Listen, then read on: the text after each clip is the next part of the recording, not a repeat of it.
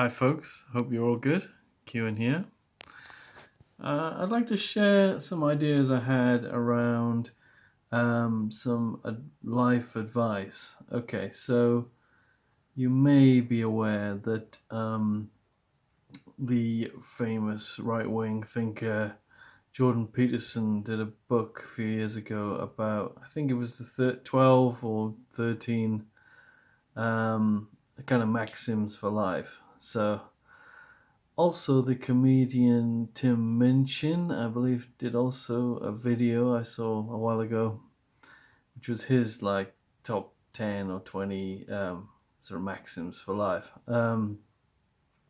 So I've put together my own, but I've managed um, eight maxims for life.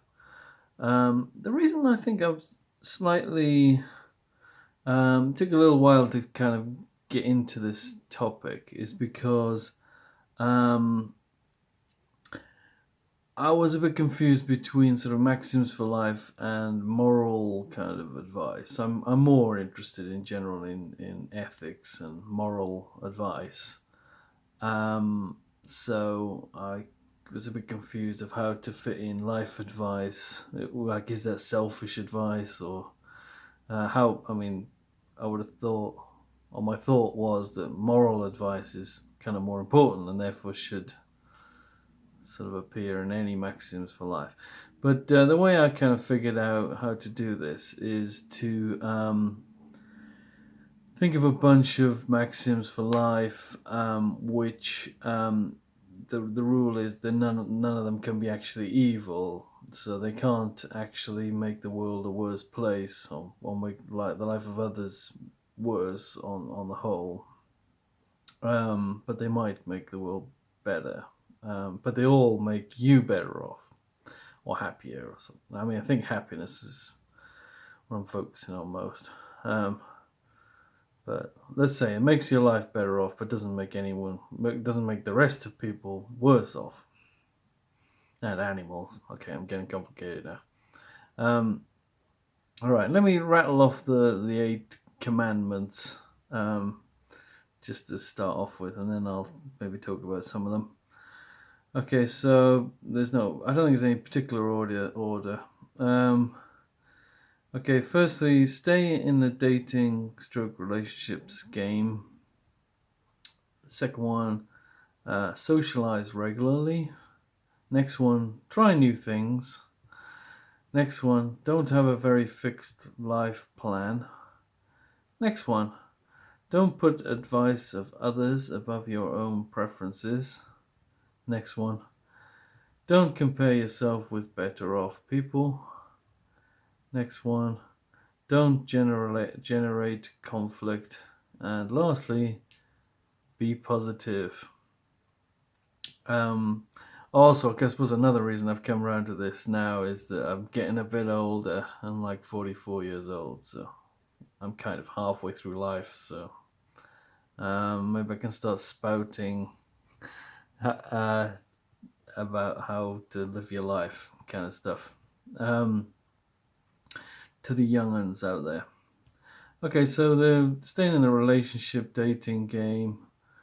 This is advice mostly to people with my kind of personality. I'm the sort of person that can get out of the habit of that kind of thing. I think in this day and age, it's much easier than it used to be with all these dating sites and stuff. So, my advice, perhaps to myself, at some point, is if I end up single again, I should try and not be single for ages. But I think I don't know. It sounds like good advice for anyone, really. I suppose an exception would be people who have been dating lots of different people and find it's like not working out for them and making them unhappy, in which case I refer to you to my later commandment: don't put your advice of others above your own preferences. More of that in a moment. Okay, second one, socialize regularly. So with that one, it's kind of similar because it's easy to fall out of these things, especially the modern world is probably might be worse for this. or better in some ways, worse in other ways.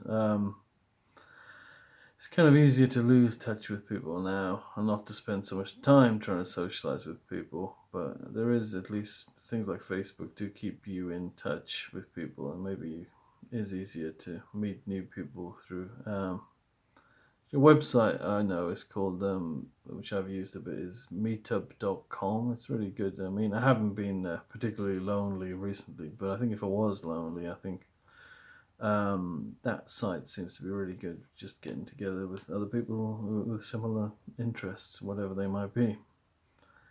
Try new things, my third one. Well, I think it's easy to close yourself off and not try things. And I think the main point here is if you try something, you might like it, and then you get a lot of gain through it. Whereas if you don't like it, you can just not do it again, and you've lost very little. You might even have I don't know, you've learned something anyway, even from the little trying of something. Okay, next one. Don't have a very fixed life plan. I don't think I've ever fallen into that trap myself, but I think maybe my advice is bad there. Like maybe some people really have benefited from having a very fixed life plan and would be like lost without that. But what I feel is that you don't really know.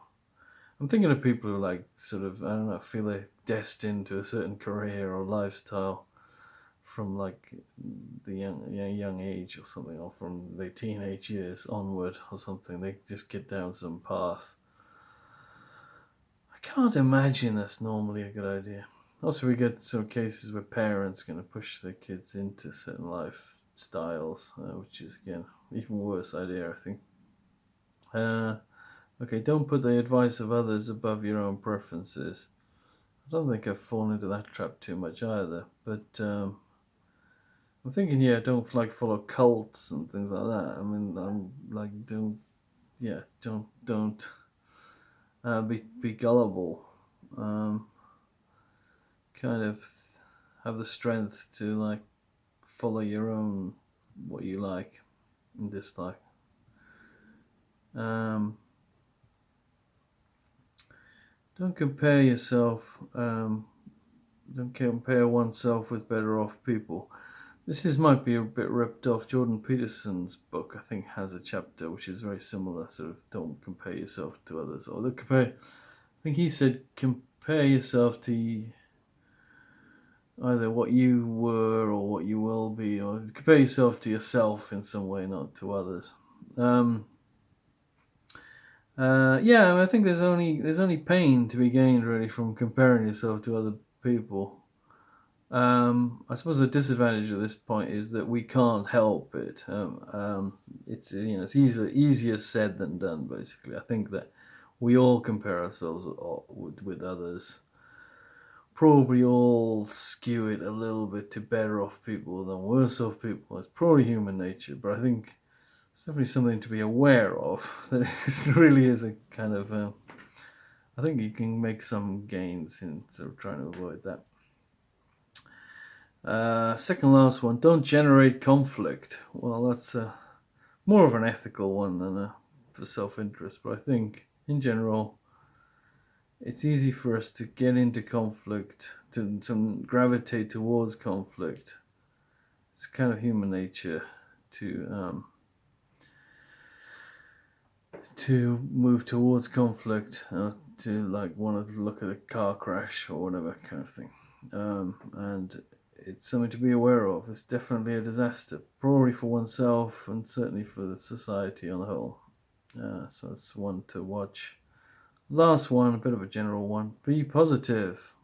I think, maybe this relates a bit to not generating conflict, but find a positive in things. I think that increases everybody's energy and probably oneself. Also, you people reflect each other, so you go out being positive, they'll be positive to you. Be positive about yourself, be positive about others, be positive about your past, be positive about the future. Again, easier said than done, and you can never get 100% sort of results on this one, but certainly worth trying to do. Okay, I think that's a wrap for me. I hope you like my life advice, and all the best.